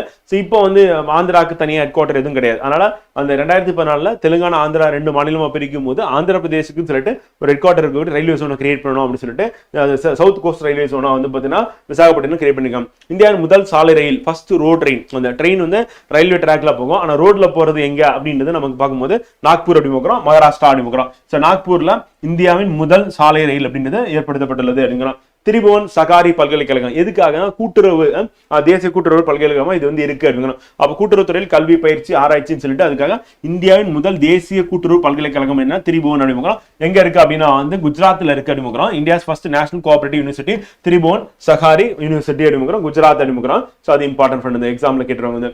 அடுத்து கவச் அப்படின்றது வந்து பாத்தீங்கன்னா ரயில்வே அமைச்சகத்தால கொண்டு வரப்பட்ட தானியங்கி அமைப்பு, ஒரு ட்ரெயின் இன்னொரு ட்ரெயினோட மோதல தடுக்கிறதுக்காக அப்படிங்கிறோம். இப்ப கவச்ல வந்து ஆட்டோமேட்டிக் ட்ரெயின் ப்ரொடெக்ஷன் அப்படின்ற சிஸ்டம் வந்து கொண்டு வந்திருக்காங்க புதுசா. அதனால திருப்பி அகைன் நியூஸ்ல வந்திருக்கு. இது வந்து 2020 டெவலப் பண்ணதுதான். இப்ப திருப்பி நியூஸ்ல வந்து காரணம் என்னன்னா ஆட்டோமேட்டிக்கா கொலைடாக தடுத்துறாங்க. அவசரம் 108 செயலி கொண்டு வந்திருக்காங்க. அவசரம் 108 கால் பண்ணோம் அப்படின்னா வந்து அடிப்பட்டவங்களுக்கு இல்லைன்னா மருத்துவ உதவி தேவைப்படுறவங்களுக்கு ஆம்புலன்ஸ் வரும் தெரியும். ஆனா அவசரம் 108 செயலி எதுக்காக அப்படின்னா இந்த ஆம்புலன்ஸை மானிட்டர் பண்றதுக்காக, அதனோட செயல்பாட மானிட்டர் பண்றதுக்காக தமிழ்நாடு அரசு ஏற்படுத்திருக்காங்க அப்படிங்கிறோம். உலக தமிழ் புலம்பெயர்ந்தோர் தினம் வந்து வேர்ல்டு தமிழ் டயஸ்போரா டே அப்படின்றது எப்ப அப்படின்னா ஜனவரி 12 அப்படிங்கிறோம். ஸோ உலக தமிழ் புலம்பெயர்ந்தோர் அப்படிங்கிறோம். அது இந்தியன் டயஸ்போரா அப்படின்றது செலிப்ரேட் பண்றது மகாத்மா காந்தி இந்தியாவுக்குள்ள திரும்பி வந்து ஜனவரி மாதம் செலிப்ரேட் பண்றோம். ஸோ அதே மாதிரி தான் உலகம் தமிழ் புலம்பெயர்ந்தோர் அப்படின்ற நம்ம டே வந்து பார்த்தீங்கன்னா செலிப்ரேட் பண்றது ஜனவரி 12 அப்படிங்கிறோம். ஸோ அது நமக்கு இம்பார்ட்டன்ட் அப்படிங்க. தமிழ் வெள்ளம் அப்படிங்கிறது தீமல் 2024 செலிப்ரேட் பண்ணோம். இந்தியாவின் மிகப்பெரிய பறவை பூங்கா இங்க இருக்கு அப்படின்னு கேட்டுருவாங்க. கம்பரசன் பேட்டை அப்படின்னு பார்க்குறோம். கம்பரசன் பேட்டை அப்படின்னு எங்க இருக்குன்னா திருச்சியில இருக்கு. இந்தியாஸ் வந்து லார்ஜஸ்ட் வந்து ஏவரி பார்க் அப்படின்னு பார்க்குறோம். மிகப்பெரிய பறவை பூங்கா கம்பரசன் பேட்டை திருச்சி அப்படின்னு பார்க்குறோம். அங்க திறக்கப்பட்டுள்ளது. முதல்வர் மருந்தகம் திட்டம் அப்படிங்கிறது எப்ப கொண்டு வந்தாங்க அப்படின்னா 2025 அப்படின்னு பார்க்குறோம். ஸோ முதல்வர் மருந்தக திட்டம் அப்படின்னு பார்க்குறோம் 2025 கொண்டு வரப்பட்டது. சிறந்த காவல் நிலையமா தேர்ந்தெடுக்கப்பட்டது எது அப்படின்னா திருவாரூர்ல இருக்கக்கூடிய முத்துப்பேட்டை காவல் நிலையம் சிறந்த காவல் நிலையம் தேர்ந்தெடுக்கப்பட்டுள்ளது அப்படின்னு நேஷனல் லெவல்ல சிறந்த காவல் நிலையம் இதுவும் தேர்ந்தெடுக்கப்பட்டுள்ளது.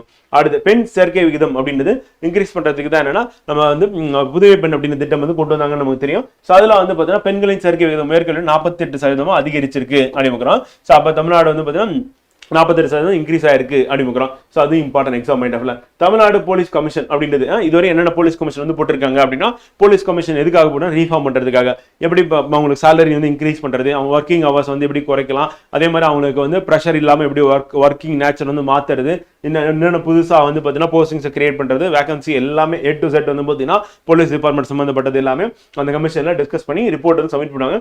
முதல் போலீஸ் கமிஷன் எப்படின்னா 1969, இரண்டாவது வந்து 1989. முதல் போலீஸ் கோபாலசாமி, இரண்டாவது சபாநாயகம், மூன்றாவது வந்து பூர்ணலிங்கம் 2006, அண்ட் ஷீலா பிரியா வந்து 2019 நான்காவது, அண்ட் ஐந்தாவது காவல் ஆணையம் வந்து பாத்தீங்கன்னா சிடிசில வந்து 2022 அப்படிங்கிறோம். ஸோ இது எல்லாமே வந்து இம்பார்ட்டன்ட். நமக்கு வந்து மேட்ச் த ஃபாலோயிங்ல கேட்கறதுக்கு வாய்ப்பு இருக்கு ஃப்ரெண்டு. அடுத்து திரியா நகரம் அப்படின்னு எங்க இருக்கு அப்படின்னா வந்து சவுதி அரேபியா அப்படின்னு. இது வந்து இது பூமியின் அதாவது என்னன்னா சவுதி அரேபியாவில் இருக்கிற பில்டிங் சிட்டி திரியானா சிட்டி ஆஃப் எர்த் சிட்டி அப்படின்னு பார்க்குறோம். ஸோ பூமியின் நகரம் என்று அழைக்கப்படுகிறது.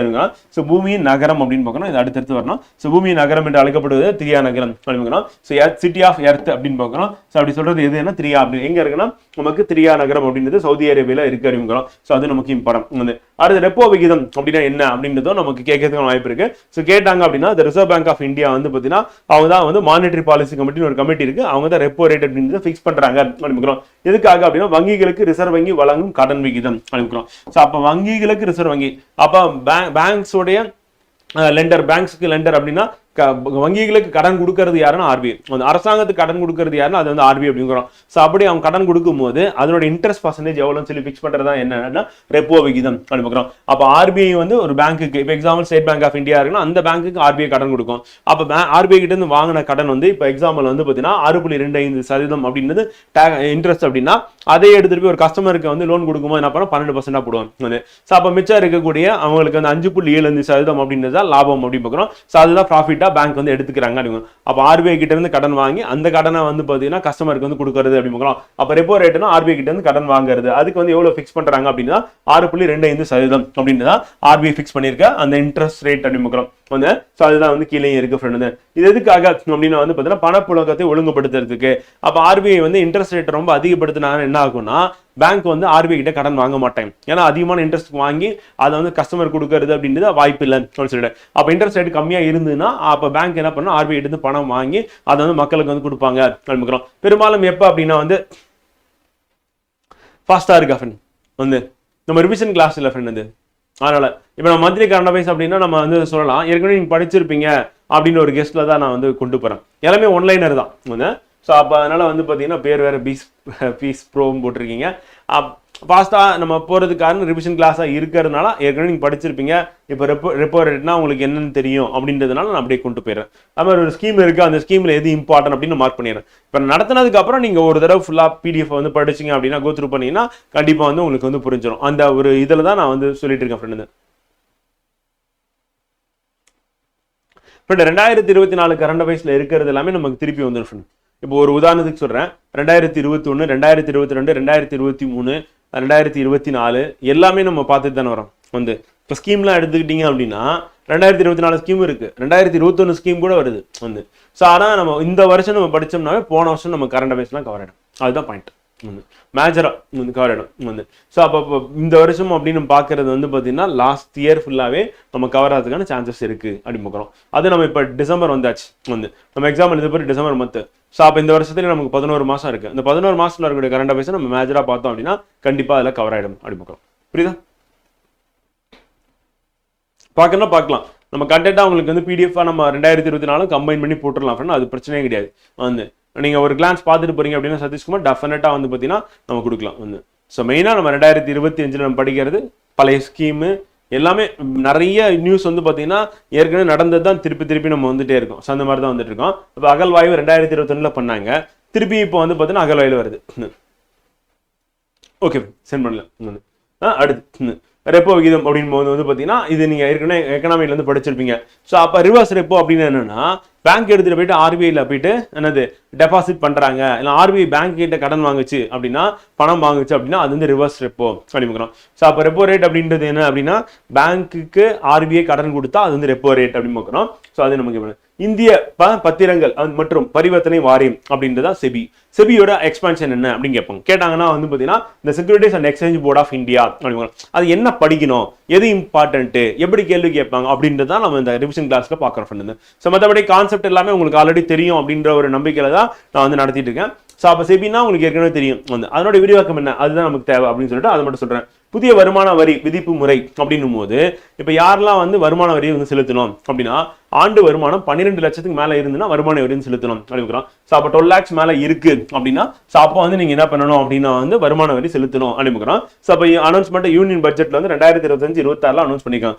அப்போ பட்ஜெட் 2025-26 இந்த வருஷம் போட்ட பட்ஜெட்ல வந்து பார்த்தீங்கன்னா வருமான வரி விகிதம் எவ்வளோ அப்படின்னு கேட்டாங்கன்னா அப் டு 12 lakhs அப்படின்னு பார்க்கணும். ஸோ அப்போ 7ல இருந்து ஆரம்பிச்சிருவாங்க 12 லட்சம் அப்படின்னு போயிட்டாங்க. ஸோ அது வரையும் இருக்கிறவங்க என்ன பண்ணல டாக்ஸ் பே பண்ண வேண்டியதில்லை. 12 லட்சத்துக்கு மேலே இருக்கிறவங்க டாக்ஸ் பே பண்ணணும் அப்படிங்கிறோம். அப்போ வருமான வரி சீர்திருத்தங்களுக்காக திருக்குறள் மேற்கோள் வந்து யார் சொன்னாங்க அப்படின்னா நம்ம ஃபினான்ஸ் மினிஸ்டர் நிர்மலா சீதாராமன் அவர்கள் சொல்லியிருக்காங்க. அது என்ன அப்படின்னா வந்து வான் நோக்கி வாழும் உலகெல்லாம் மன்னவன் கூழ் நோக்கி வாழும் குடி அப்படின்னு சொல்லிட்டு ஒரு குறள் வந்து சொல்லியிருக்காங்க. ஸோ அப்போ அதிகாரம் வந்து செங்கோன்மையுடைய அதிகாரம், மலையை நம்பிய உலகின் உயிர்கள் எல்லாம் வாழும்.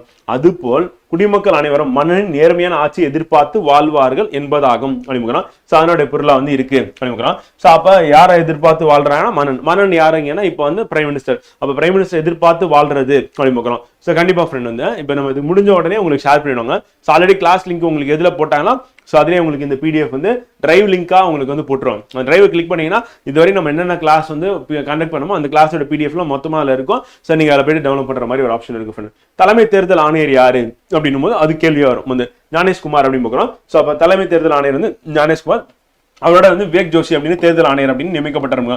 ஸோ இப்போ 1+2 அப்படின்னு பார்க்குறோம். ஒரு தலைமை தேர்தல் ஆணையர், 2 வந்து தேர்தல் ஆணையர்கள் அப்படின்றது இருப்பாங்க அப்படின்னு பார்க்குறோம். ஸோ அது நமக்கு இம்பார்ட்டன்ட். வாக்காளர் தினம் வந்து எப்போ அப்படின்னா ஜனவரி 25 அப்படின்னு ஓட்டர்ஸ் டே அப்படின்னு பார்க்குறோம். தேர்தல் ஆணையம் எப்போ ஏற்படுத்தப்பட்டது அப்படின்னா 25/1/1950 ஏற்படுத்தப்பட்டது அப்படின்னு பார்க்குறோம். நம்ம அரசியலமைப்பு நடைமுறை வர்றதுக்கு முன்னாடியே வந்து என்ன பண்ணிட்டாங்க அப்படின்னா தேர்தல் ஆணையம் அப்படின்னு ஏற்படுத்திட்டாங்க அப்படின்னு பார்க்குறோம். ஸோ அது இம்பார்ட்டன்ட் வந்து பார்த்தீங்கன்னா பார்த்த மாதிரி இருக்கலாம் இல்லை. ஸோ அப்படிலாம் போடக்கூடாது. எக்ஸாக்டா உங்களுக்கு தெரியும்னா நீங்க போட்டீங்கன்னா நல்லது.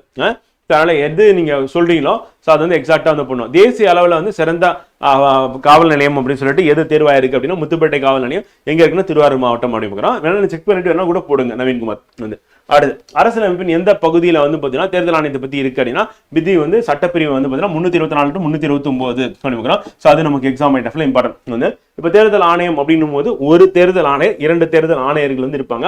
அவர் வந்து தலைமை தேர்தல் ஆணையர் ஒருத்தர், 2 பேர் வந்து பாத்தீங்கன்னா தேர்தல் ஆணையர்களா இருப்பாங்க. பதவி காலம் என்ன அப்படின்னா 6 ஆண்டுகள் அல்லது 65. எது முன்னாடி வருதோ அப்ப வந்து என்ன பண்ணா அவங்களோட பதவி காலம் முடிஞ்சிடும் அப்படிங்கிறோம். 6 ஆண்டுகளுக்கு மேல இருக்கக்கூடாது அப்படிங்கிற மறுநியமனம் அனுமதிக்கப்படாது அப்படிங்கிறோம். இதெல்லாம் இப்ப எலெக்ஷன் வர்றதுனால இப்ப தேர்தல் ஆணையர்கள் பத்தி நம்ம கேள்வியா கேட்கறதுக்கு வாய்ப்பு இருக்கு. அதனால இம்பார்ட்டன்ட் வந்து லோக் ஆயுக்தாவின் தலைவரா வந்து ராஜமாணிக்கம் என்பவர் நியமிக்கப்பட்டுள்ளார் அப்படிங்கிறோம். அது இம்பார்ட்டன்ட். லோக் ஆயுக்தா அப்படிங்கிறோம். அதே லோக் பால் அப்படின்னா வந்து சென்ட்ரல்ல இருக்கும். வந்து லோக் ஆயுக்தான ஸ்டேட்ல இருக்கும் அப்படிங்கிறோம். ஸோ அது நமக்கு இம்பார்ட்டன்ட். லோக்பால் லோக் ஆயுக்தா சட்டம் கொண்டு வரப்பட்ட ஆண்டு எப்பன்னு கேட்டோம். கேட்டாங்க 2013 கொண்டு வந்துட்டாங்க அப்படிங்கிறோம். இது வந்து தமிழ்நாட்டில் லோக் ஆயுக்தா அப்படின்றது எப்ப கொண்டு வந்தாங்க 2018 அப்படிங்கிறோம். அப்ப மத்திய அளவில் வந்து சட்டம் கொண்டு வரப்பட்டது 2013, மாநில அளவில் தமிழ்நாட்டில் கொண்டு வந்து 2018 அப்படிங்கிறோம். ஸோ லோக்பால் வந்து மத்திய அரசு ஊழியர்கள் மீது குற்றச்சாட்டை விசாரிக்க அப்படிங்கிறோம். ஸோ அதனுடைய தலைவர் யாருன்னா ஏஎம் கன்வில்கர் அப்படிங்கிறோம். இங்க லோக் ஆயுக்தா அப்படின்னும் போது வந்து பாத்தீங்கன்னா நம்மளுடைய தமிழ்நாட்டில் இருக்கிற தலைவர் வந்து ராஜமாணிக்கம் அப்படிங்கிறோம். ஸோ நியமிக்கப்பட்டார் அப்படிங்கிறோம். ஸோ அது இம்பார்ட்டன்ட். எக்ஸாம்ல நம்ம கொஸ்டின் கேட்கலாம். மாநில அரசு ஊழியர்கள் மீது கொண்டு வரதுக்காங்க. இப்ப ரூபாய் நோட்ல கருப்பொருள் இருக்குல்ல. இப்ப ரூபாய் நோட்டுனா 10, 20, 200, 500 அப்படி 2000 ரூபாய் நோட்டு வந்து நீக்கிட்டாங்க. ஆனா 2000ல என்ன இருந்ததுன்னா மங்கள்யான் அப்படின்னு சொல்லிட்டு அதோட பின்னாடி பின்புறத்தில் உள்ள கருப்பொருள் என்ன அப்படின்னு பார்க்கும்போது 50 ரூபாய் நோட்டு அப்படின்னு எடுக்கும்போது ஹம்பியன் கல் தேரின் அப்படின்னு பார்க்குறோம். அப்ப ஹம்பி அப்படின்றது இருக்குல்ல. சோ அதனுடைய ஸ்டோன் சாரியாட் அப்படின்றதா இதுல இருந்து இருக்கு அப்படிங்க தீமா வந்து. 10 ரூபாயில வந்து சூரிய கோயில் வந்து எங்க இருக்குன்னா கொனார்க்ல இருக்கு. 20 ரூபாயில எல்லோரா குகை, 200 வந்து சாஞ்சி ஸ்தூபி, 500 ரூபாயில செங்கோட்டை இருக்கு. 200 ரூபாய் அப்படின்னா மங்கள்யான் வந்து இருந்தது அப்படிங்கிறோம். இப்ப சரி 2000 ரூபாயில மங்கள்யான் இருந்தது. இப்ப வந்து 2000 ரூபாய் நோட்டு இல்லை அப்படிங்கிறோம். சிந்து சமவெளி நாகரிகம் அப்படின்றது வந்து கண்டுபிடிச்சு 100 வருஷம் வந்து ஆயிருக்கு. ஸோ அதை பாராட்டு வகையில் வந்து பார்த்தீங்கன்னா ஜான் மார்ஷல் அப்படின்ற அவருடைய நாகரிகத்தை கண்டது 1925. இது வந்து சிந்து சமவெளி நாகரிகத்தில் இருக்கக்கூடிய அந்த குறிப்புகள் வந்து இன்னும் படிச்சு புரிஞ்சுக்க முடியல, மொழிபெயர்க்க முடியல. அப்படி யாராவது மொழிபெயர்த்தாங்க, அது தொல்லியல் ஆய்வாளர்கள் எல்லாரும் ஒத்துக்கிட்டாங்க அப்படின்னா அவங்களுக்கு பிரைஸா வந்து எவ்வளவு ஃபிக்ஸ் பண்ணிருக்காங்க அப்படின்னா வந்து நம்ம தமிழக அரசு $1 மில்லியன் வந்து பார்த்தீங்கன்னா பரிசு தொகை வழங்கப்படும் அறிவிச்சிருக்காங்க அப்படிங்கிறோம். $1 மில்லியன் அப்படின்றது பிரைஸ் வேல்யூவா வந்து பார்த்தீங்கன்னா அனௌன்ஸ் பண்ணிருக்காங்க அப்படிங்க. அடுத்து வெம்பக்கோட்டை அகழ்வாராய்ச்சி நம்ம ஏற்கனவே பார்த்துட்டோம். ஸோ அது வந்து விருதுநகர் மாவட்டம் அப்படின்னு பார்த்துட்டோம். எந்த மாவட்டம் அப்படின்னு கேட்பாங்க ஃப்ரெண்ட், அவ்வளோதான், அது இம்பார்ட்டன்ட். திருவள்ளூர் சிலை சமீபத்தில் எங்க திறந்தாங்க அப்படின்னா பிலிப்பைன்ஸில் வந்து திறக்கப்பட்டது அப்படிங்கிறோம். ஸோ ரீசெண்டாக பிலிப்பைன்ஸ்ல ஸ்டாச்சு ஆஃப் திருவள்ளுவர் வந்து திறக்கப்பட்டது அப்படிங்கிறோம். ஸோ அது இம்பார்ட்டன்ட். அந்த குரல் வாரம் அப்படின்றது அந்த வருடத்துல டிசம்பர் மாதம் இறுதி வாரத்துல வந்து குரல் வாரம் வந்து. வில்லியம் கோட்டை அப்படின்றது கல்கத்தால இருக்கு. ஸோ ஃபேமஸான ஃபோர்ட். எப்படி நம்ம இங்க செயின்ட் ஜார்ஜ் ஃபோர்ட் அப்படின்னு இருக்கோ அந்த மாதிரி வில்லியம் கோட்டை அப்படிங்கிறோம். ஸோ அவருடைய பேர் வந்து விஜய் துர்க் அப்படின்னு சொல்லிட்டு பேர் வந்து மாத்திருக்காங்க. ஸோ அது மாதிரி பேர் மாத்தினதை நமக்கு எக்ஸாம்ல கொஸ்டினா வந்து கேட்பாங்க அப்படிங்கிறோம். ஸோ அது இம்பார்ட்டன்ட் எடுக்கிறோம் விஜய் துர்க் அப்படின்னு சொல்லிட்டு. ஸோ அதுக்கடுத்து மீன் வளர்ப்பில் 2ஆம் இடம் அப்படிங்கிறோம். உலகிலேயே மீன் வளர்ப்பில் வந்து பார்த்தீங்கன்னா உற்பத்தி ஏற்றுமதியில இந்தியா எத்தனாவது இடத்துல இருக்கு அப்படின்னா இந்தியா 2வது இடத்துல இருக்கு அப்படிங்கிறோம். ஸோ அது இம்பார்ட்டன்ட் ஃப்ரெண்ட். அடுத்து இந்தியாவின் 2வது பெரிய காயல் அப்படின்றது ஏற்கனவே நம்ம பார்த்துட்டோம், புலிகாட் லேக்குன்னு பார்த்தோம். முதல்ல எது அப்படின்னு கேட்டீங்கன்னா காயல் அப்படின்றது சிலிக்கா லேக் அப்படின்னு பார்க்குறோம், ஒடிசால இருக்கு அப்படின்னு பார்க்குறோம். ஸோ அது உங்களுக்கு தெரியும். இந்த பாயிண்ட் எல்லாம் நீங்க ஏற்கனவே ஜாகிரபியில் படிச்சிருப்பீங்க ஃப்ரெண்ட். இதை வந்து திருப்பி நான் ரிவிஷன் தான் பண்ணி கொடுக்குறேன் உங்களுக்கு. ஏற்கனவே நீங்க படிச்ச பாயிண்ட் அதை ரிவிஷன் பண்ணி கொடுக்குறேன். புது பாயிண்டா இருந்தா அப்படியே மார்க் பண்ணி உங்களுக்கு சொல்லிடுறேன். அதை நீங்க ஒரு தடவை 2 தடவை ரிவிஷன் பண்ணா போதும், கண்டிப்பா எக்ஸாம் போகும்போது உங்களுக்கு ஞாபகத்துல இருக்கும் அப்படிங்கிறோம். ராம்சர் தலங்கள் அப்படின்னு பார்க்கும்போது அதிக ராம்சர் தலங்களை கொண்ட மாநிலம் எதுனா தமிழ்நாடு அப்படிங்கிறோம். ஸோ அது இம்பார்ட்டன்ட் வந்து. ஸோ இப்போ ரீசெண்டாக ராம்சர் தலங்களை அனௌன்ஸ்மெண்ட் பண்ணது என்ன அப்படின்னு வந்து பார்த்தீங்கன்னா சித்திரங்குடி அண்ட் கஞ்சிராங்குளம் அப்படின்னு பார்க்கணும். ரெண்டுமே எங்க இருக்குன்னா ராமநாதபுரத்தில் இருக்கு. அதை வந்து சேர்த்தாங்க அப்படின்னு பார்க்கலாம். இப்போ தமிழ்நாட்டில் அப்படின்னு பார்க்கும்போது வந்து பார்த்தீங்கன்னா மொத்த ராம்சர் தலங்கள் அப்படின்னு மொத்தம் எத்தனை இருக்கு அப்படின்னா 20 இருக்கு அப்படின்னு பார்க்கலாம். ஸோ அப்போ 20 ராம்சர் தலங்கள் தமிழ்நாட்டில் இருக்கு அப்படின்னு பார்க்கலாம். ஸோ அது நமக்கு எக்ஸாம் பாயிண்ட் ஆஃப்ல இம்பார்ட்டன்ட் கேட்கறது வாய்ப்பு இருக்கு. அடுத்து சிவசக்தி புள்ளினா என்ன அப்படின்னு கேட்பாங்க. சந்திரன் தென் துருவத்தில் வந்து இந்தியா வெற்றிகரமாக தரையிறங்கி முதல் நாடு அப்படின்னு பார்க்கலாம். சந்திரயான் 3 திட்டத்தில் சிவசக்தி புள்ளி அப்படின்னு பார்க்கலாம். அப்போ சிவசக்தி புள்ளி அப்படின்னும் போது எதோட தொடர்புடையது அப்படின்னு கேட்பாங்க. வந்து சிவசக்தி பாயிண்ட் அப்படின்னு கேட்டாங்கன்னா சந்திரயான் 3 அப்படின்னு பார்க்குறோம். ஸோ அப்போ சவுத் போல்ல யாருமே தரையிறங்காத பகுதி நிலவுல அப்படின்னா தென் துருவம் அப்படி பார்க்குறோம். ஸோ அந்த பகுதியில் நம்ம தரையிறங்கி இருக்கோம். ஸோ அதுதான் வந்து பார்த்தீங்கன்னா நம்ம சிவசக்தி புள்ளி அப்படின்றோம். வந்து ஸோ அது இம்பார்ட்டன்ட் அப்படின்னு பார்க்குறோம். ஸோ இப்போ இருக்கிறத மட்டும் நம்ம பார்த்துக்கிட்டோம். சந்திரயான் 2 சந்திரயான் 1 என்ன இருக்கு அப்படின்னு நோட் பண்ண வேண்டியது. வந்து மனு பாக்கருக்கு 2024 ஆண்டின் பிபிசி இந்திய விளையாட்டு வீராங்கனை விருது வழங்கப்பட்டுள்ளது. அப்ப Indian sports woman of the year அப்படின்னு சொல்லிட்டு யாருக்கு கொடுத்தோம் மனு பாக்கர் துப்பாக்கி சுடு வீராங்கனை அப்படின்னு பார்க்கிறோம். அது இம்பார்ட்டன்ட். 2020 உலகக்கோப்பை கிரிக்கெட் போட்டியில வந்து பாத்தீங்கன்னா சாம்பியன் ஆனது யாரு அப்படின்னா இந்தியா சாம்பியன் கோப்பை வென்றது அப்படின்னு பார்க்கிறோம். அதே இப்ப ரீசெண்டா நடந்த வந்து ICC one day international cricket match இருக்குல்ல. ஸோ ஒன் டேலையும் வந்து உமன்ஸ் கிரிக்கெட் டீம் தான் வந்து பார்த்தீங்கன்னா இந்தியன் உமன்ஸ் கிரிக்கெட் டீம் வந்து வேர்ல்ட் சாம்பியன் ஆகிருக்காங்க. அப்போ 2020 அடுத்து வந்து பார்த்தீங்கன்னா ஒன் டே இன்டர்நேஷனல் அப்படி ரெண்டுமே சாம்பியன் வந்து. கிராமி விருது அப்படின்றது யாருக்கு கொடுத்தாங்க அப்படின்றது இம்பார்ட்டன்ட். சென்னை பூர்வீகமாக கொண்ட அமெரிக்க பாடகி அப்படின்னு பார்க்கணும். தொழிலதிபர் சந்திரகா கிருஷ்ணமூர்த்தி டாண்டன் அப்படி பார்க்கணும். ஸோ அவங்களுக்கு வந்து கிராமி விருது அப்படின்றது வழங்கப்பட்டது அப்படின்னு திரிவேணி இசை ஆல்பத்துக்காக அப்படின்னு. ஸோ அப்போ யார் அப்படின்றது சந்திரிகா கிருஷ்ணமூர்த்தி டாண்டன் அப்படின்னு பார்க்கணும். ஸோ அவங்களுக்கு கிராமி விருது வழங்கியிருக்காங்க. இல்லை 2 தடவை படிச்சா கூட போதும், ஆன்சர் பண்ணிடுங்க. வெள்ளி ஆணை சிலை விருது யாருக்கு கொடுத்தோன்னா பாரத சாரண இயக்கத்தில் சிறப்பாக செயல்படுறதுக்காக நம்மளுடைய எஜுகேஷன் மினிஸ்டர் வந்து பாத்தீங்கன்னா அன்பில் மகேஷ் பொய்யாமல் இருக்கார்ல, அவருக்கு வழங்கப்பட்டது அப்படின்னு. வழங்கினது யாருன்னா பிரசிடென்ட் வந்து திரௌபதி முர்மு வழங்கினாங்க அப்படின்னு. ஸோ அது நமக்கு இம்பார்ட்டன்ட் ஃபார் எக்ஸாம் பண்ணலாம். உலக சதுப்பு நில நாள் வேர்ல்டு வெட்லாண்ட்ஸ் டே அப்படின்றது எந்த டே அப்படின்னா 2 பிப்ரவரி அப்படின்னு பார்க்குறோம். ஸோ அப்போ பிப்ரவரி 2ஆம் நாள் வந்து உலக சதுப்பு நில நாள் அப்படின்னு பார்க்குறோம். இது வந்து நம்ம ராம்சர் அப்படின்னு சொல்லுவோம். ராம்சர் பிளேஸ் எங்க இருக்குன்னா ஈரான்ல இருக்கக்கூடிய ஒரு பகுதி. ஸோ அங்கே வந்து ஃபர்ஸ்ட் ஒரு உடன்படிக்கை வந்து போடுறாங்க. அப்படி போட்ட அந்த டே வந்து நம்ம உலக சதுப்பு நிலம் இருக்கிறோம். எப்போ போட்டாலும் 1971 போட்டாங்க. அப்போ ரொம்ப வேகமாக அழிந்து வரக்கூடிய வந்து மாசு அடைந்து வரக்கூடிய நீர்நிலையை வந்து பாதுகாக்கணும் அப்படின்றதுக்காக போடப்பட்டதான் வேர்ல்ட் வெட்லாண்ட்ஸ் டே அப்படின்னு பார்க்குறோம். வந்து அடுத்து உலக புற்றுநோய் தினம் எப்போ அப்படின்னா பிப்ரவரி 4 அப்படிங்கிறோம். ஸோ பிப்ரவரி 4 உலக புற்றுநோய் தினம். புற்றுநோயின் வகைகள் அப்படின்னும் போது நம்ம டிசீஸ் அப்படின்னு ஒரு டாபிக் வந்து உங்களுக்கு சயின்ஸ்ல இருக்கு, நாங்கள் படிச்சிருப்பீங்க. Sarcoma, leukaemia, lymphoma and myeloma and astrocytoma, glioma அப்படி பார்க்குறோம். இந்த மாதிரி ஹெட்டிங்கை மட்டும் தான் கொடுப்பாங்க. கொடுத்துட்டு அது என்ன நோய் அப்படின்னு கேட்பாங்க. கேட்டானா புற்றுநோய் கேன்சர் அப்படின்னு பார்க்குறோம். ஸோ அது இம்பார்ட்டன்ட். உள்ளுக்குள்ளலாம் போக மாட்டேன், ஜஸ்ட் அந்த ஹெட்டிங் மட்டும் தான் கேட்பாங்க. வந்து தேசிய மகளிர் தினம் எப்போ அப்படின்னா பிப்ரவரி 13 அப்படி பார்க்குறேன். ஸோ நேஷனல் உமன்ஸ் டே வந்து பிப்ரவரி 13. வந்து உலக சமூக தினம் வந்து சோஷியல் ஜஸ்டிஸ் டே அப்படின்றது வந்து எப்போ அப்படின்னா பிப்ரவரி 20 அப்படி பார்க்குறோம். சர்வதேச தாய்மொழி தினம் எப்போ அப்படின்னா பிப்ரவரி 21 அப்படி பார்க்குறோம். ஸோ இன்டர்நேஷனல் மதர் லாங்குவேஜ் அப்படின்னா பிப்ரவரி 21. வந்து தேசிய அறிவியல் தினம் எப்போனா பிப்ரவரி 28 அப்படி பார்க்குறோம். நேஷனல் சயின்ஸ் டே வந்து பிப்ரவரி 28 அப்படிங்கிறோம். ஸோ அது இம்பார்ட்டன்ட். சர்வதேச புக்கர் பரிது அப்படின்னு யாருக்கு வழங்கினாங்க அப்படின்னா வந்து இதய விளக்கு அப்படின்னு பானு முஸ்தாக் அப்படின்னு சொல்லிட்டு வந்து பார்த்தீங்கன்னா இன்டர்நேஷனல் புக்கர் பிரைஸ் 2025 அவங்களுக்கு வழங்கப்பட்டது அப்படின்னு சொல்லி புக்கர் ஃப்ரெண்ட். ஸோ அது நமக்கு எக்ஸாம் பாயிண்ட் ஆஃப்ல இம்பார்ட்டன்ட். இதுதான் ஃப்ரெண்ட் வந்து பார்ட் 1. இதே மாதிரி தான் கரண்ட் அஃபேர்ஸ் வந்து பார்த்தீங்கன்னா உங்களுக்கு 2025 கரண்ட் அஃபேர்ஸ்ல மொத்தம் நம்ம வந்து 5 பார்ட்டா பிரிச்சு கொடுக்க போறோம். இந்த 5 பார்ட்டுமே வந்து நீங்க இதே பாயிண்ட் ஆஃப் வியூல தான் நீங்க படிக்கிற மாதிரி இருக்கும். ரொம்ப சிம்பிளா தான் இருக்கும். இப்போ பாத்தீங்கன்னா இதை நம்ம கொடுத்துருக்கிறது பைலிங்கலா கொடுத்துருக்கோம். அதாவது இங்கிலீஷ் தமிழ் அப்படின்னு சொல்லிட்டு நம்ம கொடுத்துருக்கோம். ஸோ ஒரிஜினலா இந்த கண்டென்ட் அப்படின்னு எடுத்துக்கிட்டோம் அப்படின்னா ஒரு நிமிஷம் ஒரு 12 பேஜ் தான் வருது வந்து. ஸோ 12 5 போட்டீங்கன்னா ஒரு 60 பேஜ் வந்து. ஸோ 2025க்கானது அப்படின்னு பார்த்தீங்கன்னா ஒரு 60 பேஜ் தான் வந்து கரண்ட் அஃபேர்ஸ் வந்து. ஸோ அதே மாதிரி 2024 கேட்டீங்க. ஸோ அதையும் போட்டலாம் வந்து. ஸோ அது ஒரு 60 பேஜ் வந்து. ஸோ ரொம்ப சிம்பிளாக வந்து பார்த்தீங்கன்னா ஒரு 120 பேஜஸ் அப்படின்னு பார்க்குறோம். ஸோ இதுலேயே வந்து உங்களுக்கு முடிஞ்சிடும் அப்படி மேக்ஸிமம் நான் சொல்கிறது வந்து 120 பேஜ் வந்து கரண்ட் அஃபேர்ஸ் அப்படின்னு சொல்லிட்டு எடுத்துட்டோம் அப்படின்னா ஸோ அதுவே வந்து உங்களுக்கு மேக்ஸிமமாக இருக்கும் அப்படின்னு பார்க்குறோம். ஸோ இதை பார்த்துட்டீங்க அப்படின்னாவே போதுமானதாக இருக்கும்.